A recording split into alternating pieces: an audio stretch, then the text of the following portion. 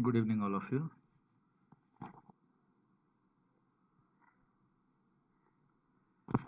ठीक है, तो जैसे हमने डिस्कस किया था कि कल आज से हम लोग नया चैप्टर स्टार्ट करने वाले हैं जिसका नाम है कैपिटल गेन्स। तो जब मैंने आपको बेसिक कॉन्सेप्ट समझाया था पहले, उसमें मैंने आपको बताया था कि कैपिटल गेन्स का जो टॉपिक है वो है सिर्फ कैपिटल ट्रांजैक्शंस के लिए होता है। Capital transactions are taxable only when there is a specific provision in the law. तो जो स्पेसिफिक प्रोविजन है तो वो है कैपिटल ट्रांजैक्शंस के लिए। तो इसमें चार्जेबिलिटी बहुत ही छोटा है और chargeability section 45 which is very small says that there has to be a capital asset and that needs to be transferred and you need to compute capital gains। तो तीन चीज़ें हमको जानना है कि कैपिटल एसेट है क्या और कैपिटल एसेट क्या नहीं है, ट्रांसफ़र है क्या और ट्रांसफ़र क्या नहीं है, तो तब जाके हम कैपिटल गेन्स कंप्यूटेशन कर सकते हैं।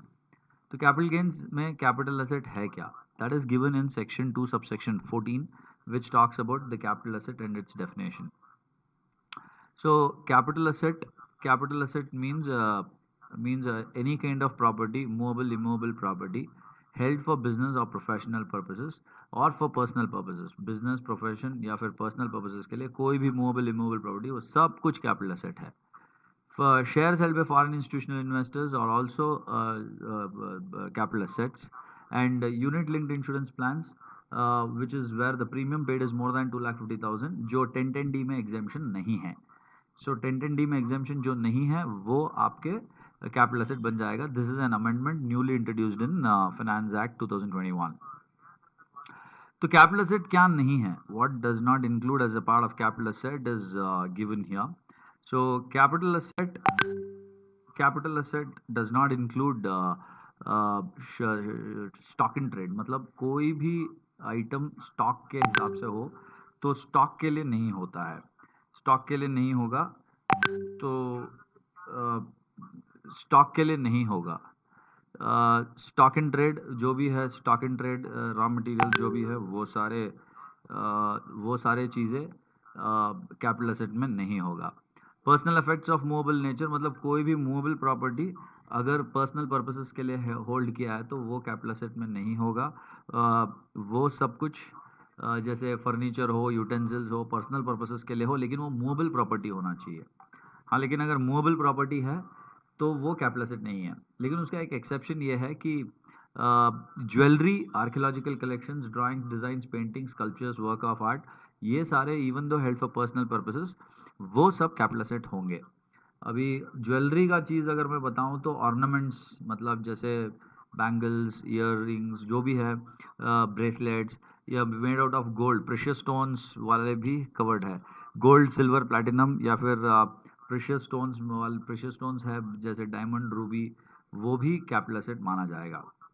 Drawings, designs, painting certified by an authority is a capital asset, तो वो सारे कैपिटल एसेट्स में माना जाएगा।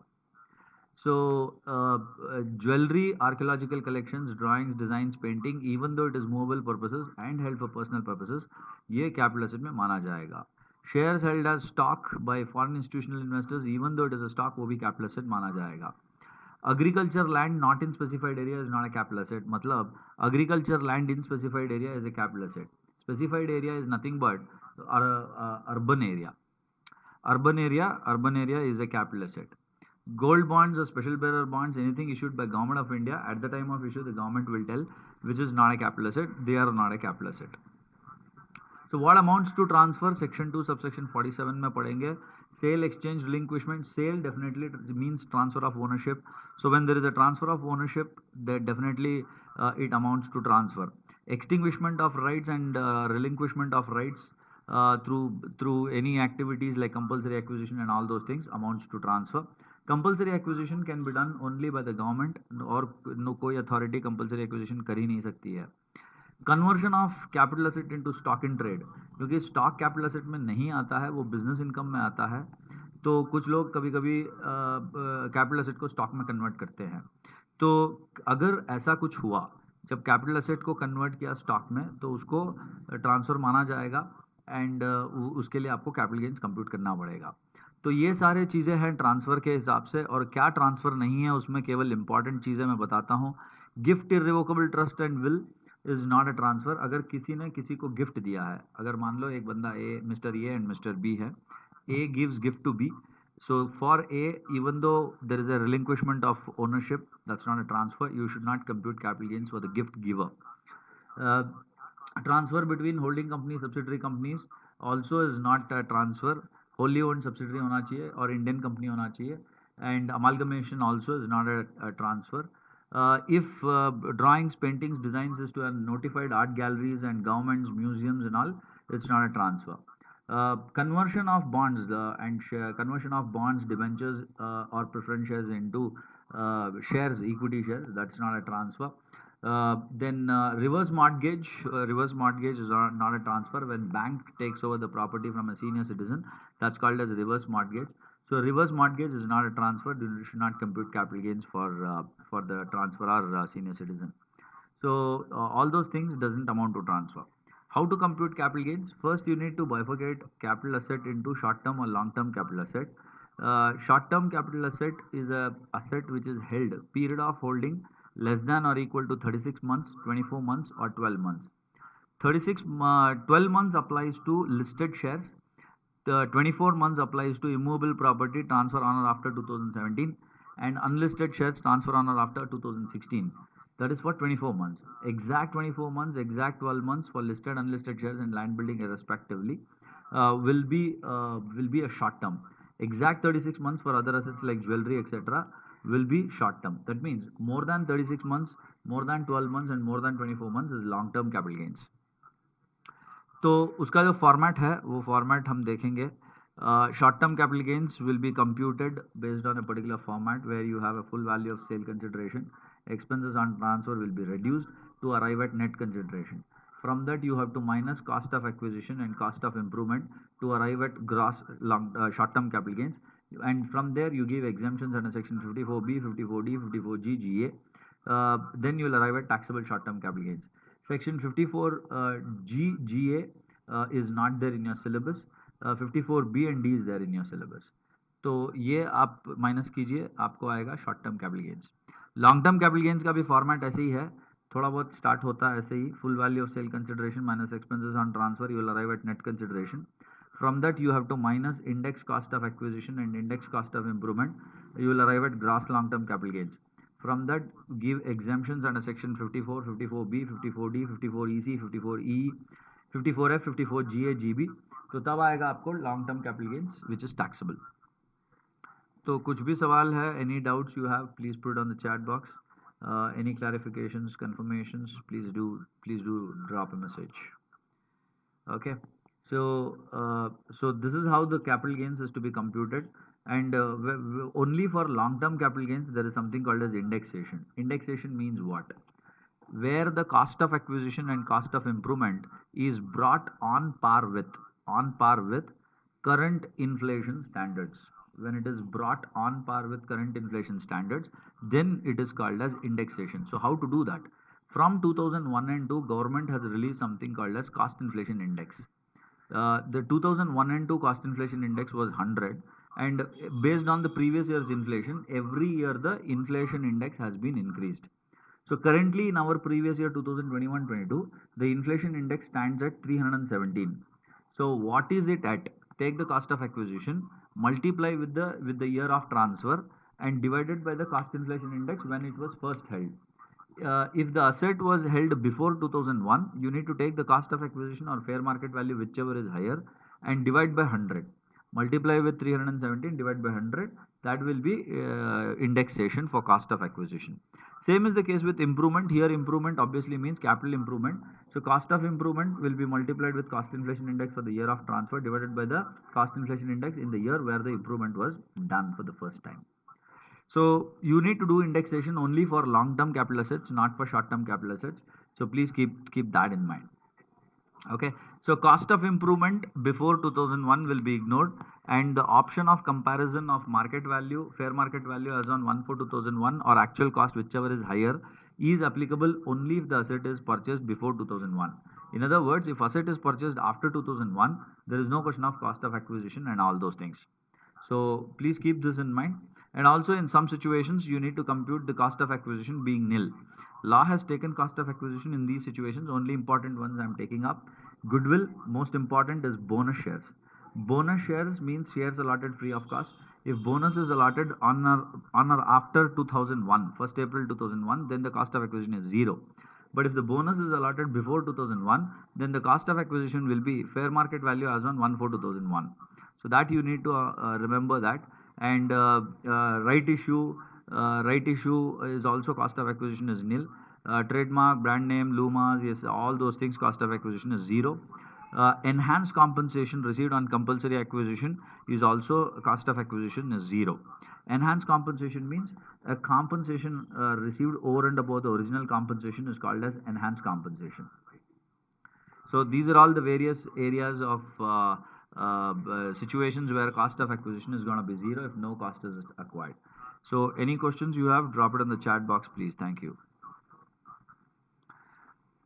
Well, in case of gift, we know that gift is not a transfer, but for the receiver of gift, if he sells after receiving the gift, then the cost to the previous owner will be adopted to doing the indexation. However, indexation will be restricted to the actual period held by the receiver of gift. In other words, if let us say 2004 and 5, if Mr. A has had a property and he gifted in 2019-20 and 2021-22, B sold it to some third party.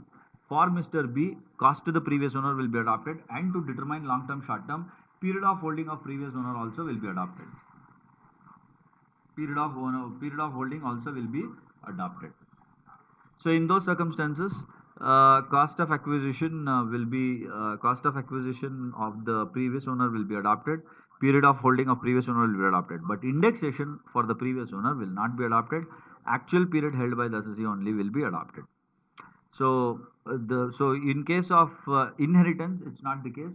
In case of inheritance, even the previous owner's indexation will be given. That benefit will be available only in case of inheritance. But in case of gift, this indexation for the previous owner will not be given.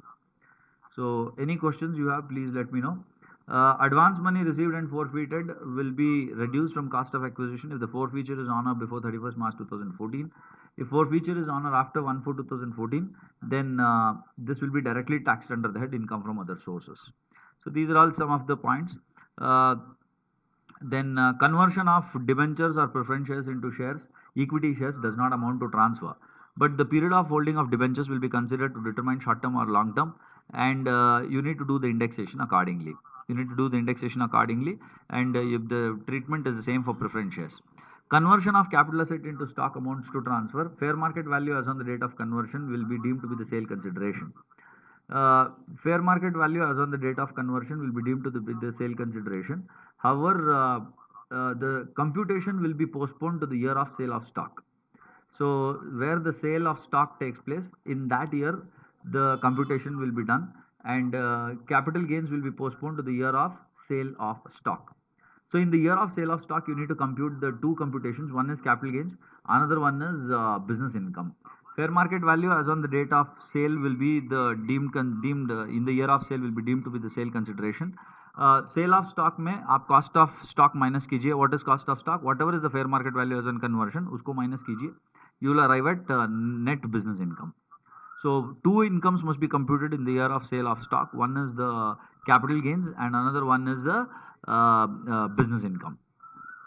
So this has to be done in the year, because some people, what they do is, now if Mr. A has 2 houses and he says that I am starting a real estate business and converts the capital asset into stock, you need to compute the capital gains in the year of conversion. But the law is not very harsh. It gives the postponement to the year of sale of stock, because without a cash inflow, asking him to pay tax is a little harsh and burdensome. That's the reason.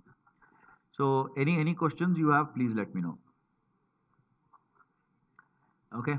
So if there is any reverse situation, now let me talk about reverse situation where stock is converted to capital asset. Then you need to compute business income. The fair market value will be the business income, and later on, if the capital asset is sold, from the sale value you can minus whatever was the fair market value as on the rate of conversion considered in business income. That can be minused accordingly. So if you have any questions, let me know please accordingly.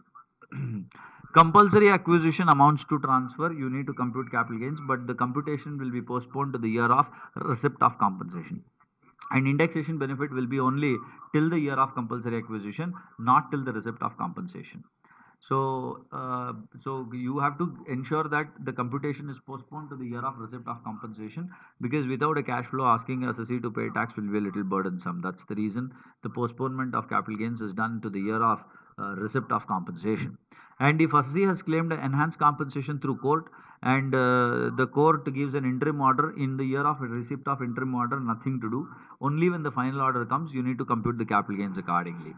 Most importantly, when there is a compulsory acquisition of agricultural land in specified area by central government or RBI, then the same is exempt under section 1037. The same is exempt under section 1037. Only if the compensation is received from state government, then the exemption does not apply. In other words, exemption applies. Okay. Enhanced compensation, please remember the cost of acquisition is always zero, and the computation will be done in the year of receipt of compensation, enhanced compensation, that too when final order comes. Any questions you have, please let me know. Okay. We know that depreciation under section 32 fails when all the assets in the block are sold irrespective of the sale value, or where the sale is more than the block value. Either of the two situations, section 32 fails. Whenever section 32 fails, we discuss that section 50 of capital gains will take over. So correspondingly, you need to compute short-term capital gains in the year where the depreciation under section 32 fails for any particular block. What is the format? Full value of sale consideration minus expense on transfer minus opening balance of the block minus additions to the block, if any. You will arrive at short-term capital gain or loss. From this assessment year, goodwill is not a part of block of asset. So for this assessment year, you have to compute section 50 for the goodwill, remove it from the block of asset, and assessee should pay tax for the short-term capital gains only on the goodwill. Okay. So any questions you have, please let me know. Please let me know. We'll go for important provisions. Since this is a fast track course, I have to take up the provisions in a very fast pace. So please let me know if you have any questions on any aspects. Okay. Short-term capital gains on listed shares through stock exchange, 111A, is to be done. Short-term capital gains on sale of listed securities will be taxed at 15%, provided it is sold through stock exchange only, not private transfer. And again, to remind you, short-term capital gains means the period of holding of listed shares must be less than a year, less than or equal to a year. Then only it is short-term, and it must be sold through stock exchange only, not through private transfer. If assessee is having other income which is above basic exemption, other income will be taxed at normal slab rate, and basic exemption will be utilized there, and balance short-term capital gains will be taxed at flat 15%. So if assessee is having only short-term capital gains on sale of listed securities, then give the basic exemption there, and if he doesn't have any other income, give the basic exemption, and balance will be taxed at 15%. If other income is above basic exemption, other income will be taxed as per normal slab rate, and short-term capital gains will be taxed at flat 15%. For resident individuals and Hindu undivided family, if other income is below basic exemption, then the unutilized basic exemption can be used to reduce the cost from the short-term capital gains referred under section 111A, and balance will be taxed at 15%. Now, if other income is 2,20,000, 30,000 is the basic exemption, unutilized basic exemption that can be reduced from the short-term capital gains referred under section 111A, and balance will be taxed at 15%. Okay, so since this is a special rate of tax, Chapter 6A reduction is not available. Wherever 111A applies, Chapter 6A not available. Long-term capital gains under section 112 is at 20%. Again, basic exemption is available, and the same case applies for resident individual and resident Hindu undivided family, that unutilized basic exemption can be reduced, and the balance will be taxed at 20% for long-term capital gains under section 112. So section 112 is for all long-term capital gains other than sale of listed securities through stock exchange. Okay, no Chapter 6A, but one catch here in this long-term capital gains is if assessee is having long-term capital gains through shares, that means unlisted shares or listed shares sold through private transfer, then assessee is having 10% tax without indexation and 20% with indexation. Whichever is beneficial, he can choose it and do it. So any questions you have, please let me know. We can discuss that. Section 112A is long-term capital gains on sale of shares through stock exchange. See, 111A for short-term, 112A for long-term. So this applies for even for unit-linked insurance plans, which is not exempt under 1010D, and additional exemption for long-term capital gains is 1 lakh. If the long-term capital gains on sale of listed securities through stock exchange, if it is more than 1 lakh, then that amount will be taxable under the head capital gains. Section 112A. Okay, and in case of resident individual, again unutilized basic exemption can be given.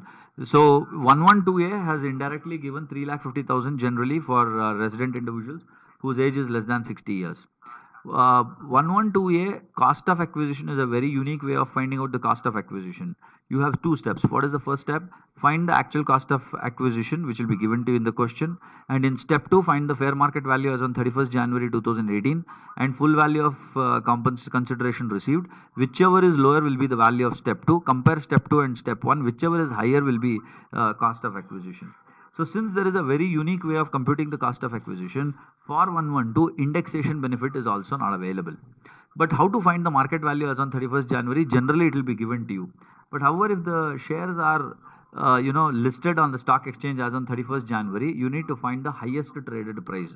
As on 31st January, highest traded price will be considered.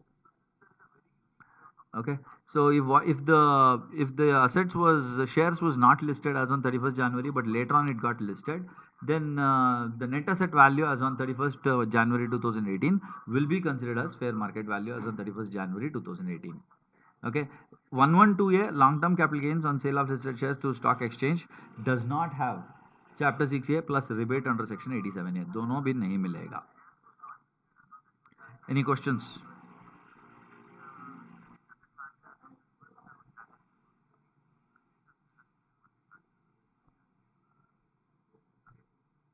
Any questions?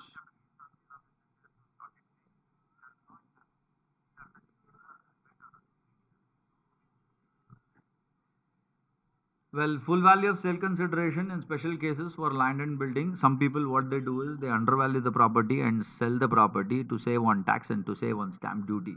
So law says that compare the guideline value, that is stamp duty value, whichever is higher will be deemed to be the sale consideration. So this point is very, very important. You can take out any past examination questions. Questions from section 50C has been definitely asked. So wherever there is a guideline value and the actual sale consideration, whichever is higher should be taken. But the actual sale consideration and guideline value should be more than 110% of the actual sale consideration. Then only this difference, whatever is the guideline value, will be considered. In other words, if the difference is not more than 110%, then the actual sale consideration only will be taken. So you can see here if the actual sale consideration is 50 and the guideline value is 52. So if there is no valuation made to the valuation officer, in those circumstances, the 50 only will be taken because 110% is 55. That's the reason. Any questions? Any questions? So valuation officer is appointed under section 55A either on the protest of assessee or at the discretion of assessing officer who is an independent person. So if the value given by valuation officer is highest than the actual and guideline value, sale consideration will be restricted to guideline value. However, if the value given by valuation officer is in between the guideline and actual sale consideration, then you need to take the value given by valuation officer. And if the value given by valuation officer is the lowest, you need to restrict it to actual sale consideration. So the first step is you have to always consider actual and guideline value. If it is more than 110%, then only you need to consider the next step of valuation officer. So the guideline value should be always more than 110% of the actual sale consideration. Then only the guideline value will be adopted. Otherwise, guideline value will not be adopted. Actual sale consideration only can be adopted. So please ask questions on the chat box if you have any. Any questions? Please ask if you have any questions. Slum sale is an important area because Devraj, short-term capital gains, which one? Short-term capital gains, 111A or what is it? Listed shares. Sure, Devraj, sure. See, where there is a short-term capital gains on sale of listed shares through stock exchange, then section 111A will apply. Section 111A means where there is a short-term. Short-term means less than 12 months listed shares. It has to be sold through stock exchange only, not through private transfer. Not through private transfer. Okay. So if there is a listed share sold through stock exchange, 15% is the rate. After giving basic exemption, it is not flat. But what if assessee has other income and short-term capital gains and other income is above basic exemption? Apply the basic exemption and slab rate to the other income. Balance short-term capital gains will be taxed at flat 15%. For a resident individual and Hindu undivided family, if the other income is below basic exemption, unutilized basic exemption can be used to reduce from short-term capital gain, and balance amount of short-term capital gains will be taxed at 15%. Now, if let us say short-term capital gains is 50,000 and other income is 2,30,000, so unutilized basic exemption is 20,000. 2,50,000 is basic exemption, 2,30,000 is other income, 20,000 is unutilized basic exemption. So this 20,000 can be reduced from 50,000 of 111A income, and 30,000 will be taxed at 15%. Unlisted shares. Unlisted shares, if it is sold through unlisted shares, if it is obviously you cannot sell it through stock exchange. In those circumstances, unlisted shares will be taxed at normal slab rate if it is short term, and more than 24 months if it is long term will be taxed at 20% long term with indexation, or without indexation 10% at the benefit of assessee for unlisted shares. This for long term only, not for short term. Short term capital gains other than sale of listed securities through stock exchange, any other short term capital gains will be taxed as per normal slab rate. So in those circumstances, Chapter 6A reduction is available. Only the special rate of taxes of 111A, 112A and 112, there is no Chapter 6A reduction, and 112A rebate also is not there. Devraj, I hope I have answered your question. Please confirm me if you have understood. So that will be more helpful.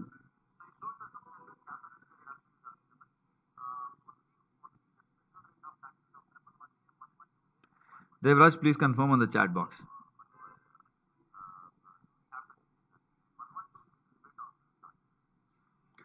Okay, thank you. So next topic is on slum sale. Slum sale means where there is a business unit, branch, division or an undertaking which has independent assets and liabilities. That entire division, branch, unit, undertaking is sold to third party without assigning individual values. Without assigning individual values, when the unit is sold directly to a third party, then that is called as slum sale. So when there is a slum sale, the unit or division which is sold, that itself is a capital asset. So more than 36 months will be long term, less than 36 months will be short term. Okay. Fair market value as on the date of transfer will be deemed to be the prescribed sale consideration. But as of now, the CBDT has not yet prescribed anything. So you can take the actual sale consideration itself. Indexation benefit is not there on slum sale, and cost of acquisition will be net worth of the unit which is sold. How to find the net worth? Assets, total assets, that is depreciable assets, non-depreciable assets, you have to add up, and then minus the external liabilities, that is called as net worth. But please remember, depreciable assets will be taken as per income tax values. Income tax values only should take it up. In case income tax value is not taken, you can assume book value itself is income tax value for depreciable asset and do the slum sale calculation. Most importantly, revaluation of assets will be ignored for computing the net worth. You have to take the original cost, revaluation will be ignored. Self-generated goodwill will be nil, and purchase consideration will be considered. Purchase goodwill will be considered, but self-generated goodwill will be ignored for slum sale purposes. Okay, so independent values will not be applicable, and also independent expenses will not be incurred also. When assets are transferred for independently, like stamp duty, registration, nothing will be allowed. Only slum sale expenses will be allowed as deduction. Accounts must be audited, and audit report has to be furnished before the due, 1 month before the due of filing the returns. So if you have any questions on slum sale, guys, you have to practice some questions on slum sales. There are some questions that you need to practice from past examination questions. Then only the slum sale, because independent questions they are asking once in a while. So slum sale, I would suggest you to practice once in a while. So if you have any questions, please let me know. That will be more helpful and be great. Any questions?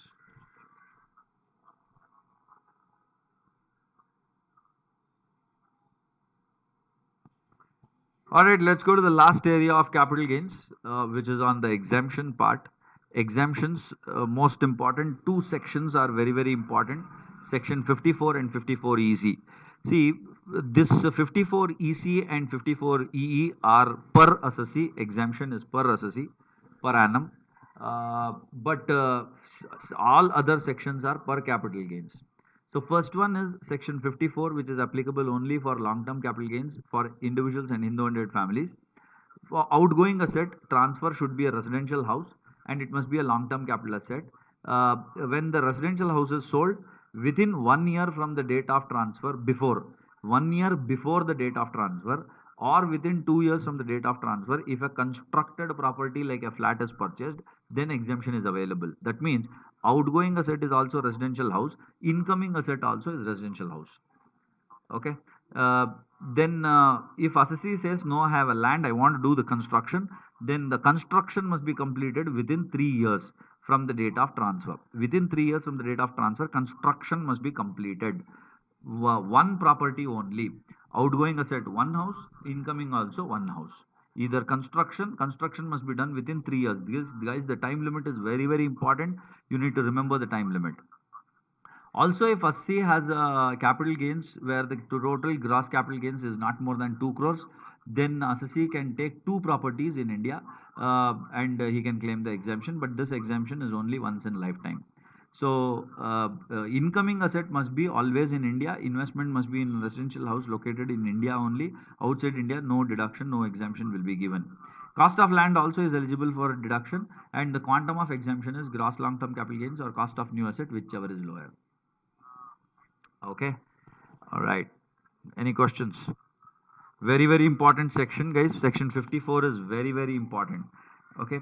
And the next one, averagely important, is section 54B on agriculture land. Again, this section is for both long term and short term. Agriculture land must be transferred. Outgoing asset is agriculture land. Incoming also agriculture land, but the time period is within 2 years from the date of transfer. Another agriculture land must be purchased, and before the sale, the agriculture land must be used at least 2 years for agricultural purposes. So at least 2 years it must be used for agricultural purposes, either by assessee or by anybody else from his family or somebody. So incoming asset also, guys, but please remember, when the agriculture land is transferred, obviously it has to be located in specified area, because agriculture land not in specified area is not a capital asset. I hope everyone knows this. So agriculture land should be in specified area, then only capital gains will be computed. But incoming agriculture land can be anywhere. It can be in specified area or not a specified area, it doesn't matter. Any questions? Please let me know. 54D is not a voluntary transfer. Again, this is for short term, long term both. So there has to be a compulsory acquisition of commercial land building. Where there is a compulsory acquisition of commercial land building, then within 3 years, another commercial land building must be purchased or constructed. Then only exemption under 54D is applicable. Gross capital gains or cost of new asset, whichever is lower, will be allowed as exemption under both 54D and 54B. Since 54D and 54B is both for long term, short term, I cannot use the word specifically long term, short term. It is gross capital gains. The most important section is section 54 EC. Section 54 EC is applicable to any assessee, and it has to be any long-term capital asset must be transferred, being a land or building, commercial, residential, land building must be transferred. Okay, most important time limit is for 54 EC, within a period of 6 months, assessee must subscribe for capital gain bonds. Capital gain bonds issued by Rural Electrification Corporation REC, or National Highway Authority of India NHAI, or Power Finance Corporation, or Indian Railway Finance Corporation. Either of the four, the capital gain bonds must be subscribed within a period of 6 months from the date of transfer. Also, lock-in period is there for such bonds, that is generally 5 years. 5 years where the bonds are issued on or after 1/4/2018. Before 2018, if the bonds are allotted, lock-in period is only 3 years. The maximum amount that can be invested in the capital gain bonds is 50 lakhs in the financial year where the transfer takes place, and subsequent financial year also, both years put together, maximum 50 lakhs. So quantum of exemption in 54 EC is gross long-term capital gain or cost of new asset being capital gain bonds, whichever is lower, subject to a maximum of 50 lakhs will be allowed as exemption. Subject to 50 lakhs will be allowed as exemption. Any questions? Any questions? 54E is also like 54EC only, but it can be any long-term capital asset. Same time, 6 months from the date of transfer, the bonds of startup must be purchased. The notified bonds of startups up to 31st March 2019, and the maximum investment is same 50 lakhs for current year for the year of transfer plus subsequent year, and 3 years is the lock-in period of such bonds. Again, maximum 50 lakhs is the amount of capital gains. 54F is for transfer of long-term capital asset, but it should not be a residential house. It can be any house, capital asset other than residential house. But incoming property must be residential house only. Time period is the same time period of section 54 within a period of 1 year before the date of transfer of any property other than residential house. A residential house must be constructed or constructed property must be purchased 1 year before the date of transfer or within 2 years from the date of transfer or within 3 years from the date of transfer, construction of residential house must be completed. But there are additional conditions that as on the date of transfer, assessee must not own any other residential house, not more than one, other than the new asset that he acquires. Not more than one means if assessee is having zero house property as on the date of transfer, let's say jewelry is sold and house is purchased, then one house he has no problem. But if he has two houses, then this section doesn't apply. Also, for next 2 years, he cannot buy a constructed property, nor he can complete the construction within the 3 years. Start of construction also is not allowed. Cost of land also allowed as deduction. Here the law gives proportionate exemption. That means the cost of new asset being the residential house will be compared with net consideration. If the cost of new house is more than the net consideration, then the entire gross long-term capital gain will be exempted. Otherwise, proportionate exemption will be given. For proportionate exemption, there is a formula. What is the formula? Cost of new asset divided by net consideration into gross long-term capital gains. Cost of new asset, proportionate means cost of new asset will be divided by net consideration and multiply with gross long-term capital gains. That means proportionate exemption only will be given if the cost of a new asset, the residential house, is less than the net consideration. So these are all the various provisions of exemptions. So you need to do this. 54G, 54GA, GB is not in your syllabus, so I'm skipping that. There is a scheme called as capital gain account scheme. That means if assessee wants to claim an exemption in the same assessment year where there is a transfer, but he wants to make an investment in the respective asset within the time frame given by the law, he can go to the bank and deposit the money in capital gain account scheme. This scheme does not apply to 54EC and 54E, but all other sections this capital gain account scheme applies. So once the money is deposited in the scheme, bank will give a certificate, attach the certificate while claiming the return, and same assessment year claim the exemption. Okay, but the money should be withdrawn for the purpose for which the scheme is opened. If not, it will amount to violation, and the bank will intimate this department, and they will withdraw the exemption. Okay. The new asset which is acquired, now I'm going to talk about withdrawal of exemption. The new asset which is acquired has a lock-in period of 3 years for 54B, 54D, 54GA, GA. And if there is a new asset which is acquired has a lock-in period, within lock-in period, if assessee sells the property, then the exemption will be withdrawn. How the exemption will be withdrawn?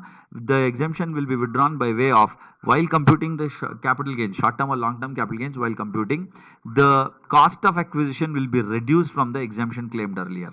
Whatever exemption was claimed earlier, that will be reduced from cost of acquisition, and capital gains will be computed accordingly in the year of violation. However, with respect to 54EC, 54E, and 54F, whatever exemption was claimed, that will be withdrawn and taxed as long-term capital gains in the year of such violation. We know that for 54EC, for example, lock-in period is for 5 years, and within 5 years, if the capital gain bonds are sold, then whatever exemption he has claimed, that will be allowed as deduction. Any questions? Please let me know. Any questions? Please let me know, guys.